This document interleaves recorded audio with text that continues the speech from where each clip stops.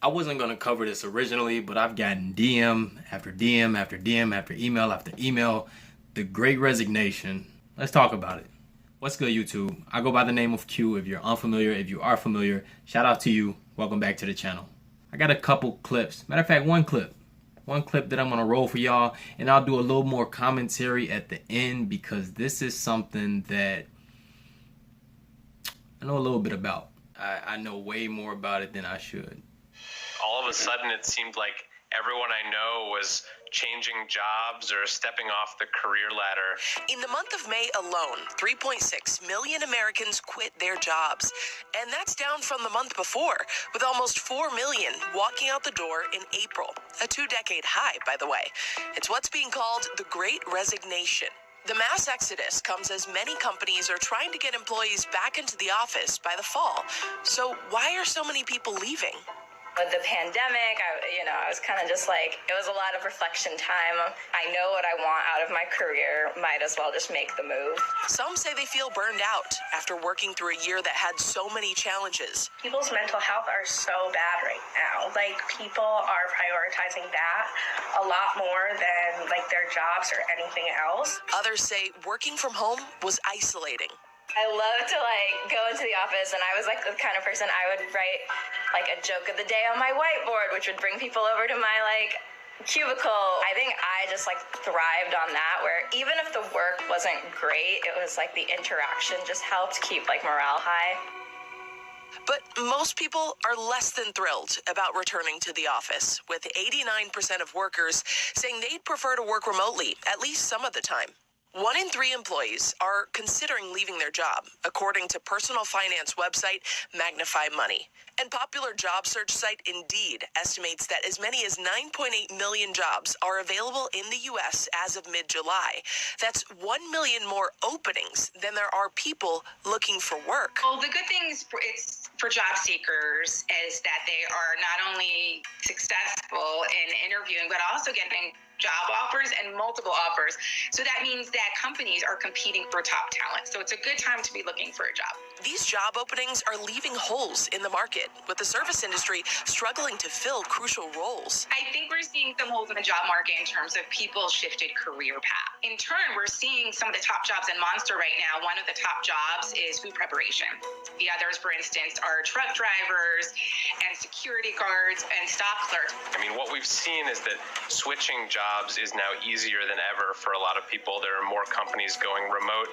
Maybe these are people who have saved some money over the past year, and so they're looking at their lives and saying, why am I living like this? As employees continue to reevaluate their career priorities, it's unlikely this Great Resignation will be ending anytime soon.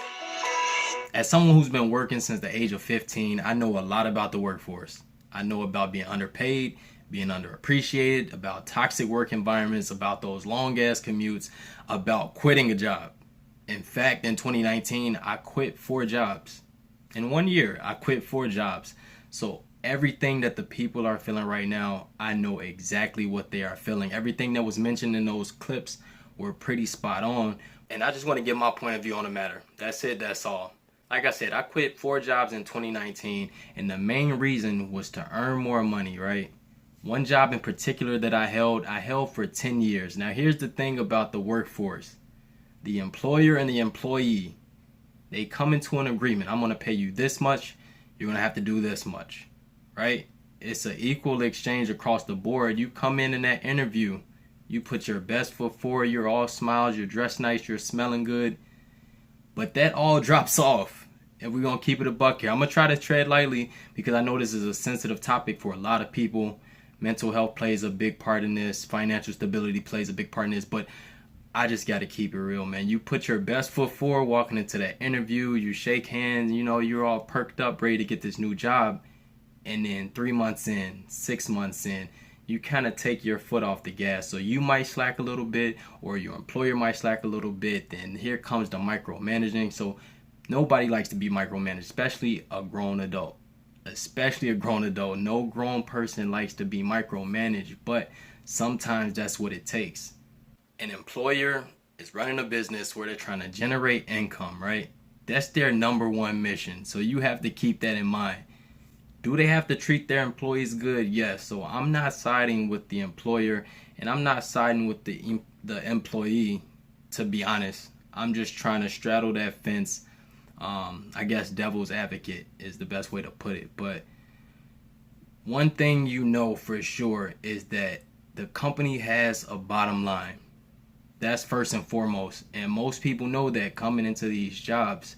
But it does get overwhelming. I worked in the automotive industry for 10 years. I worked my way up through the ranks from the car wash all the way through management before I quit. And a lot of times, it's a lot of hard work. And sometimes you do feel underpaid for the work you do. But here's where you got to draw the line. This is something that I had to learn. I actually came on this channel before complaining. And I always talk about not complaining, right? Not being a complainer. But I made an emotional video. I did. I made an emotional video. It was more of a rant. I'll put it in the card so you can check it out. I was demoted at one point in my job. And one thing I left out in that video, I'll be 100% here, but I was underperforming. Like I said, I got demoted because I was slacking.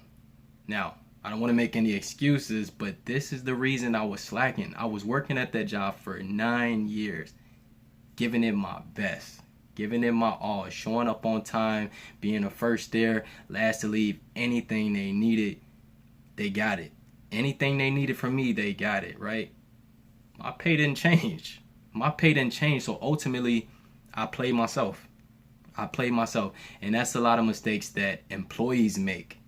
Sometimes we feel like if we do a little bit more, we might get compensated a little bit more. A lot of these jobs aren't performance based. Like, you have a set salary, you have a set wage, and you have a checklist of tasks. You have a checklist 1 through 10, you do this, we pay you this. Sometimes the employer, now this is facts too, they'll nudge you. They'll put a few more things on your plate. They'll put a couple more tasks on your plate, and you feel like, okay, no problem, I'll do that. And the more you enable them, the more they'll push, because they feel like, okay, John is going to do these extra tasks and get nothing in return, so let's keep loading them up. That's a mistake that a lot of people make. So ultimately, you have to be wary of the lines that you're drawing. You have to be firm. And right now, like that clip said, it is a competitive job market right now. I quit 4 jobs in 2019, and every job I quit, I made more money on the next. Now, the next thing about the jobs is that a lot of people aren't working jobs that they necessarily like or love, right? More than likely, it's a job that's just going to get them by, just going to pay the bills, to put food on the plate. All my jobs were like that. I've only had a few jobs that I really enjoy. The job I'm working right now, I don't love it. It's cool. It pays the bills, right? It puts food on the table. And I look at it like this. I feel like a lot of people aren't looking at it like this, but your job is your number one investor, right? They pay you, so it's up to you to take the money from your job and deploy it elsewhere, right? Whether you're saving it, whether you're investing it. That's a security blanket for you. Your job can only do so much, and they will only do so much because, like I said, they have a bottom line, and some people don't understand that. Now, I get it. It's a lot of emotions involved in this, and one thing that I've learned, I mentioned my video where I was highly emotional when I was ranting, and I was actually disappointed in that video, but I left it up just to keep it a buck with y'all. I left it up, but I was in my feelings. I was deep in my feelings, right? It's in my feelings. And one thing about feelings is they don't last. They're fleeting. They're really, really fleeting. Feelings come and go. When you're happy, they come and go. When you're mad, they come and go.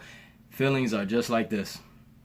So sometimes you have to be aware of that, and you have to tap into your mental capability. Like, people quitting these jobs on the spot. A lot of them don't have backup plans. A lot of them don't have another job lined up, no savings, no nothing. They're just quitting based off emotions, and that's the part that kind of bugs me a little bit, if I'm being honest, because every job I quit, I had another one lined up, and I had savings at the same time to make sure that I would cushion whatever fall I was going to take in the interim. So I do notice that amongst a lot of these people quitting their jobs. What are you going to do once you quit that job? Pick up another job you dislike? That's the question you have to ask yourself. Are you going to pick up a job that pays more, but then once you do get that higher pay, your feelings are still the same because the next employer has the same bottom line. They have the same infrastructure. It's definitely a lot to consider, to say the least. It's a lot to consider depending on your particular circumstances. So if you're a single individual who can just be free-spirited and do certain things as you please, it's a little bit easier. If you have a family, if you have other obligations like a mortgage and whatever excess bills that you're trying to keep up with, it's a little more difficult. So I don't know what else to really say about that. Last but not least, I do think the good part about it is that people are waking up and understanding that they can be treated a little bit better, or they can treat themselves a little bit better, right? I never want to base my happiness or my feelings on what an employer says or does. That's another thing I had to learn. Like, it starts with you. At the end of the day, it starts with you. I started my new job knowing for a fact I'm not going to be there forever. I mentioned that before. It is a career type job, but I still don't see myself there. Like I said, the moment I stepped foot in that job, I told myself I'm finna get in there, get this money, deploy it into investments, and then I'm out when the time is right. My plan is still in play. So think about that. Use your job the same way your job used you. It don't have to be any feelings involved. That'll help with your attitude as well when you're approaching that next employer, because you already got it in your mind. Okay, this is just a job. I don't live here. I don't have to love it. I just got to get my money and get out. That helps with the management of your emotions as well, because all of this is just heightened emotion. If I'm keeping it a buck, it's just heightened emotion. People are overwhelmed. People are frustrated. People are waking up and understanding that they're going to these jobs that are taking away time from what's most important, which is family, which is peace of mind, which is freedom. Hopefully that makes sense. Let me know what y'all think in the comments, but that was just my honest opinion. Could have went on longer, but I felt like I was getting a little bit rambly. So let me know what y'all think in the comments. Like this video if you like it. Subscribe to my channel if you haven't. Also, follow me on IG. Q Makes It Happen on Instagram. I go by the name of Q. And like I always say, if Q can make it happen, you can make it happen. I'll let y'all next video. Peace.